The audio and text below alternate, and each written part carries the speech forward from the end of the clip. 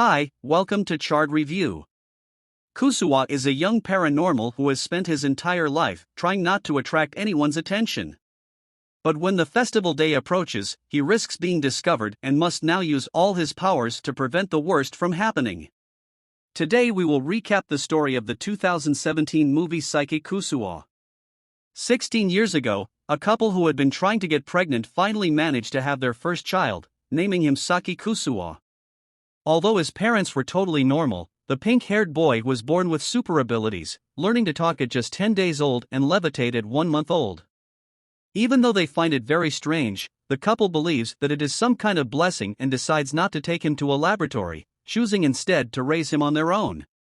Because of this, Saki lived a fairly comfortable childhood, but now that he is in his teens, his powers have become a curse. Even though he is almost omnipotent, the boy cannot use his advantages to win money in casinos since he would certainly be arrested for cheating. Besides this, his ability to read minds doesn't make it any easier when it comes to winning a girl over, since they are not always thinking about romantic things, and this can ruin the mood. It turns out that with such insane powers, Saki can do almost anything in life ends up getting extremely easy, losing all fun. Because of this, Kusuo feels extremely unlucky and does everything possible to look normal, getting average grades, always placing third or fourth in competitions. To make matters worse, the boy cannot control his abilities, so he uses a pair of antennas in his head to stabilize his powers so that he does not accidentally destroy the city. But because of this, Saki is forced to hypnotize his classmates so that they do not perceive the object in his head at school. The teacher announces that the annual PK High School Festival will take place next month and warns everyone to behave, because if they get into trouble, they will have no more events next year. Although he thinks the festival is stupid, Kusuo always takes the opportunity to get away from the crowd and spend some time alone, and since he doesn't want to miss this, he decides to make sure that nothing wrong happens during the event. After the teacher finishes speaking, another student named Hiro comes to the front of the class and announces that he will be the class representative in charge of designing the activity they will do for the festival. Nevertheless, they are in a democracy and the class does not accept his idea of having an origami exhibition. Instead, they decide to collect oddly shaped stones around campus and present the objects to the other classes after class. Nendo, a rather odd-looking boy with Uncle Grandpa's chin, comes up behind Saki and covers his eyes, surprising the telepath. Because of his abilities, Kusuo can sense the presence of everyone who approaches from at least 200 meters away, but because his mind is completely blank, Nendo is never detected by him, always catching him off guard. As soon as Saki notices his presence, the Asian Crimson Chin invites him to go rock hunting together, and the boy tries to refuse, but is interrupted by Shun, a completely lunatic boy who believes that a secret society is trying to destroy the world. The dark reunion, afraid that there might be someone listening in on the conversation, the weirdo takes the two of them to the roof of the building and reveals that he has found a letter from the organization in his closet promising that they will attack during the festival. Even unaware of his colleagues' powers, Shun asks for help in dealing with the New World Order, and Saki pretends to accept, even though he is sure that none of it is real. 1 week before the PK festival, Kusuo is sitting at his desk when he begins to overhear a conversation in a girls' where an overpopular girl named Kokami Terahashi is encouraged by her friends to enter the Miss PK contest, which will elect one of them as the prettiest girl in the school. Despite being extremely vain, Taraha, she pretends she has no chance and recommends another friend to participate, while in her mind Saki can see that she doesn't want to participate because she thinks she would win without difficulty. Listening to everything going through her mind, Kusuo says that he is not attracted to Kochimi, but that she seems to be interested since he ignored her when they met on vacation. On this day, Terahashi greeted Saki in the park, thinking that he would spend all summer thinking about her. But since he only gave a casual greeting and did not sign for her, the girl was completely outraged. Thinking he couldn't respond properly because he was shocked by so much beauty, she decides to greet him again, but this time Kusuo decides to ignore her, leaving the girl even more upset. Finding it impossible for someone not to be interested in her, Kochimi assumes that Saki thought he was delirious and decides to talk to him one more time, this time touching him to make sure she isn't a mirage.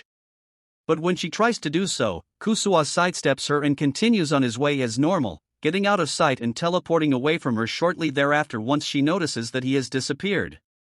Teruhashi thinks it was all a hallucination and interprets this as a sign that she is in love with the boy, becoming obsessed with him and trying to get close in many different ways, but is always rejected. On the day of the festival, Saki is having breakfast with his parents when a cup suddenly breaks, which makes his mother think it is some kind of bad omen, but since he doesn't believe in such things, Kusuo decides to just ignore it and walk to the festival calmly, planning to use his powers to avoid any incident.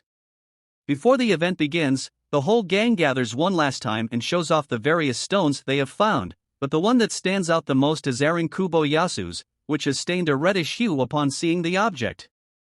Kusuo remembers that Aaron is a former delinquent who was recently transferred to PK High School to change his life, but who, despite trying to hide his criminal past, acts like a madman whenever he can, imagining that the ink is actually blood.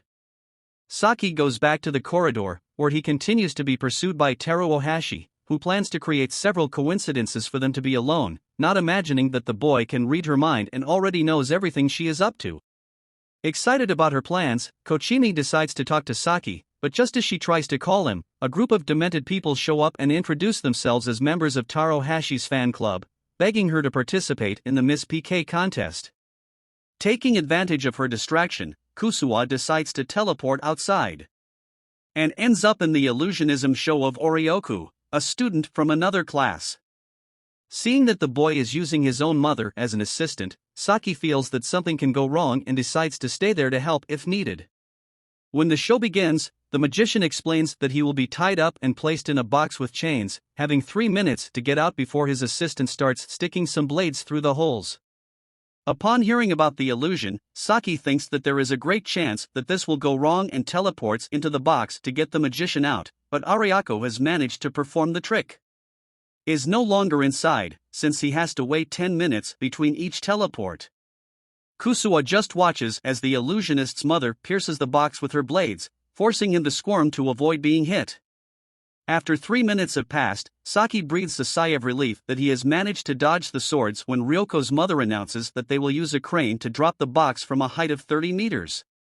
When the cable is broken, the audience watches in fear, the boy turning into mashed potato. But at the last second before the box hits the ground, Saki manages to avoid damage by jumping at the moment of impact, completely ignoring the inertia. As if all this madness wasn't enough, Ryoko's mother throws a gallon of fuel into the box and decides to set it on fire, forcing Kusuo to freeze the object from the inside, preventing the flames from advancing. Completely insane. The old woman says that they will now smash the box with a steamroller, but just as the machine is about to hit him, Saki realizes that the 10 minutes have passed and he can already teleport away. Just then, the magician reappears on top of the stage, drawing the attention of the crowd. While Saki spawns across the courtyard thinking about how close he came to being crushed. Meanwhile, on the other side of the school, Teruhashi gives in to her fan club's request and decides to participate in the beauty contest but as a judge, which leaves all the boys quite dissatisfied. Frustrated, Shun turns away from the crowd and starts walking toward the back of the school when one of the Dark Reunion members appears and starts talking to him, leading him to the group's meeting place. There, the boy meets the other members and is introduced to Moonlight Butterfly, the leader of the group, who claims that Shun is a former member of the Dark Reunion. At this point, the boy reveals that he was once one of the most respected warriors of this squad, but that he deserted when he learned of their true plans, stole the Stone of Destruction, and has been pursued ever since. Because of this, he was forced to use a forbidden spell to become a spirit and infiltrate Shun's body. Still, the cult leader says he can forgive him and offers an opportunity for Shun to return to the group, but since the boy denies the invitation, Moonlight Butterfly sees no other option but to use his powerful laser pen against the former member. At this point, the leader of the Dark Reunion reveals that there are 7 sacred spheres on campus that are capable of destroying the group, and that they have come to the school precisely to destroy the objects, making Shun promise to find them and eliminate the sect before they hurt anyone else. Meanwhile, Hiro is inviting people to the school marathon when Nando appears behind him, saying that he also wants to participate in the race, which will give the winner the right to watch Kokami for 10 minutes, worried that someone will get hurt. Kusuo follows the marathon runners. We're safe for a while, but refusing to lose to Nendo, Hiro starts running wildly, crossing the sign and almost getting hit by cars. Despite appearing sedentary, Nendo is extremely fast and can catch up with the red-haired Rock Lee with extreme ease, managing to keep up with him while eating a can of corn stew.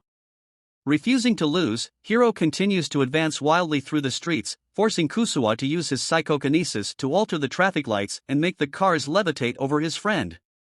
Still, Nendo catches up with him and says that he took a break. Buy another drink, offering a can of bean soup to his friend, but his hero refuses to accept. The boy eats the canned food while running backwards, managing to keep the advantage anyway. Near the finish line, Hiro decides to take drastic measures and tells him that there is a sumo wrestler on the other side of the field. His friend stops to watch, and so he wins the marathon with this dirty trick. When he realizes he has been tricked, the Asian Crimson Shin decides to take revenge and applies the 1,000-year soft death jutsu on Hiro, making everyone laugh in his face. Inside the school, Eren opens his locker and sees a letter from his former gangmates calling him to meet them across campus. Since he is quite different now, Kuboyasu decides to walk in front of his former companions while laughing because they can't recognize him. At this moment, Shun passes by carrying 2 bowling balls and is noticed by the criminals, who decide to ask if the boy knows any Kuboyasu. Upon hearing the name, Shun immediately points to Eren, who orders him to get out of there. Alone with the delinquents, Kuboyasu says he has no time to play. And the leader of the group uses his bat to hit him, but this ends up awakening the wild instinct of the former delinquent, who begins to attack them with his bare hands inside the school. Kusuo is still worried about the possible incidents at the festival, but since Tsuruhashi manages to find him and won't let go of his tail, he is forced to give in and accepts her invitation to go to the haunted house, planning to get attached to him. As the two pass by Koro-sensei's room, Nendo approaches the couple and offers to go along with them, forwarding Kokomai plans to be alone with the protagonist. Inside, Tara Ohashi pretends to be quite frightened, while Kusuo remains reassured. He can see the other students through the walls. At the end of one of the corridors, one of the boys tries to scare the group and ends up fainting when he sees the size of Nando's chin, leaving them free to steal some props and pass themselves off as ghosts. After they leave the haunted house, the 2 boys go to wash up, and Nendo ends up stealing Saki's glasses, activating his power to turn anyone who looks at into stone, knowing that his friend will only be back to normal after 24 hours. Saki decides to drop him off at his class's rock exhibit, drawing everyone's attention to his class. To avoid further trouble, Kusuo calls his mother and asks her to look for the spare glasses that are in the room, but since the woman is terrified of her son's mess, she refuses to go in there, and the boy must find a way to solve this on his own. While going around the school looking for other glasses, Saki ends up petrifying several students. Not knowing what to do, Kusuo decides to hide in the gym storage room and finds Tsuruhashi inside, who appears to be up to something. As he has no time to lose, the boy ignores her and asks her to leave him alone. But as soon as the girl complies, Saki realizes that Kuboyasu is still fighting outside. Seeing that Kusuo is watching, Eren says that he was just doing some weightlifting and tries to disguise it, but when he realizes that his colleague doesn't care and just wants the glasses, he decides to hand them over to buy his silence. Finally, being able to see, Saki realizes that the professor is coming and heals the criminals, reversing the state of their bodies momentarily so that they can escape, saying that he knows about his past and will tell everyone if he gets into trouble again. After solving this situation, Saki uses his powers to make a kind of substitution to recover his glasses, ending once and for all the possibility of petrifying someone. Thinking his troubles are over, the boy prepares to teleport away and relax, but Tsuruhashi appears again and invites him to a couples game. Since he has no interest in this, the boy rejects it and prepares to leave. But before he can do so, Kojima's fan club shows up saying that they will eliminate him for staying too long around the girl. At this point, Terahashi decides to intervene and keeps distracting the demented ones to get Saki to run. But they don't give up and start running after the two, cornering them in the gym storage room and sticking the lock. Once they arrive at the place, Kusuo begins to read the girl's thoughts and discovers that this was her plan all along. In fact, it was Tsuruhashi who set up the marathon, the dark reunion, and Kuboyasu challenge all to keep Saki away from his friends. Finally, she forced her fan club to chase them to this place and lock them up with super glue. Also, they could be alone and without anyone to get in their way. While Saki thinks of a way out without revealing his powers, Shun manages to gather 7 bowling balls and takes them to the lair of the Dark Reunion, which is really just a bunch of cockamamie fans in disguise. As soon as the boy arrives, the leader of the group begs him not to use the spheres or they will be disintegrated, but that is exactly what Shun plans to do. After putting the balls in position, the boy begins a ritual in the sect. Members run to all sides, leaving Shun completely alone and thinking that he is finally made in the organization outside. The criminals return with the rest of the gang and begin to threaten Kobayasu, who cannot see them and does not understand what is happening from the gym. Saki notices the group's presence and thinks of a way to prevent the worst from happening, but since he is stuck in there and can't get out without Terahashi getting suspicious, he decides to turn the whole group back in time by making them disappear in front of everyone. After expending so much energy to save Kubo, Yasu Saki is completely exhausted and collapsed, but this eventually affects his telekinetic powers and Kokami comes out of hypnosis, finally noticing the antennae in the boy's hair. Strangely enough, the girl starts fiddling with the object and removes one of the antennae, causing all of Saki's power to be released at once. Because of this, the sensors all over the planet begin to collapse, and error messages appear all over the space station, warning about the end of the world. At that moment, Saki wakes up and tries to lean on a wooden object, instantly disintegrating it. Upon seeing the scene, Terahashi is startled and ends up dropping the antenna, which falls somewhere in the warehouse. As soon as he realizes that something is missing in his head, Saki turns to the girl and asks for the object, but the room freezes before she can find it, making the boy suspect that they are no longer on Earth.